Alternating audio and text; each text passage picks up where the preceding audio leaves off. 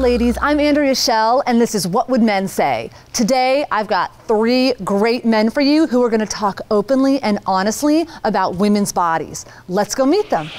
Hi, I'm Jeremy. I'm single, a graphic designer, writer, and illustrator. Hi, I'm Jason. I'm married. My wife and I have a 2-year-old daughter, and I'm a professional writer. Hey, my name's Ernie G. I am single, and I am a professional stand-up comedian. Today, we're gonna talk about women's bodies.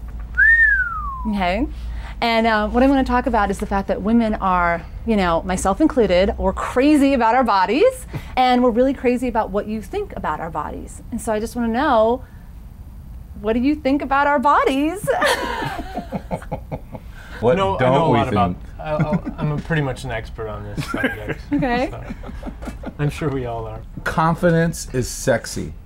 I have been with some total, beautiful, rock hard, perfect 10 models that obsess about a little pinch or a little birthmark that they have. And I'm like, are you kidding me? You're gorgeous and you're worried about a birthmark on your ankle? You know? And I've been with voluptuous, what people would consider chubby, out of shape, with little cottage cheese on their thighs, but they walk into the room and they're like, look, I look good and I like me, and that makes me like you even more. You had talked about like the perfect girl, the model, and there's all that thing of like the perfect 10, and there's like the phrase like men only want a perfect 10. So just, what do you think about that? There is no perfect 10.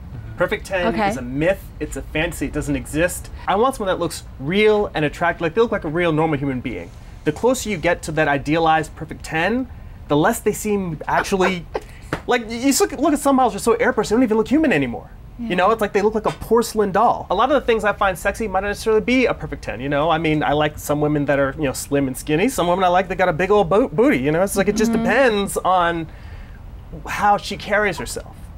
One thing, going back to one thing he had said, the idea that if a woman is really conscious about her body, she's very self-aware, that's the only thing I can think of now, is your body and how uncomfortable you are, and it just becomes this issue because she's uncomfortable with it, and it just becomes like the main focus. Whereas someone who's comfortable in their own skin and who's just not worried about it, like you said, there can be a whole range of body types. And if you're just like, this is me, I take care of myself, this is what I have to work with, and I just am totally excited about it and I embrace it, then I want to feel the same way. I think on a first date especially, the way that the woman thinks of herself sort of instructs the guy on how to think of her too. She's telling you what opinion you should have of her. That's awesome. And it's ridiculous, and it's just doomed to fail if she shows up hoping that you think and have a different opinion of her than she has of herself. Ooh. So that's just never gonna work. I love it. I love it. Oh So my if you show up God. and you're like, Oh my God. you're just comfortable in your own skin, I think the guy will feel great about how you look too. That's actually a really important fact. Is honestly, the more I like a woman as a person, as a human being, the less the physical, you know, becomes important. Because to be honest, for most guys, it's not hard to turn our heads. It really is. Yeah, that's what I want to know. Like, that is what I want to know. Because, like, women, we feel like we've got to be perfect. We have to work out. We have to wear the most perfect thing. Otherwise, men are not looking at us at all. Like, we're invisible if we're not like, hey, like, look, you know, like. But the counterbalance, though, is that it's easy to get a guy interested. Okay. It's hard to make a guy actually want to be around a woman, because I mean, for most part, we like hanging out with our buddies. Most of the time, when we're spending, if we can pick what we want to spend our time doing, it's hanging out with each other. It's kind of what it's just a tribal pack mentality. But it takes a certain level of laid backness and also being able to engage on certain commonalities in a woman's personality to make a guy say, yeah, I actually want to spend time with her. So beyond the physical always fades, whether through time or just exposure. Even if someone still looks the same, if you're around long enough, after a while, you don't care so much. You're used to it. Getting a guy interested is easy. Keeping a guy engaged emotionally and intellectually is challenging. I think women would be surprised to learn how many physical features are negotiable.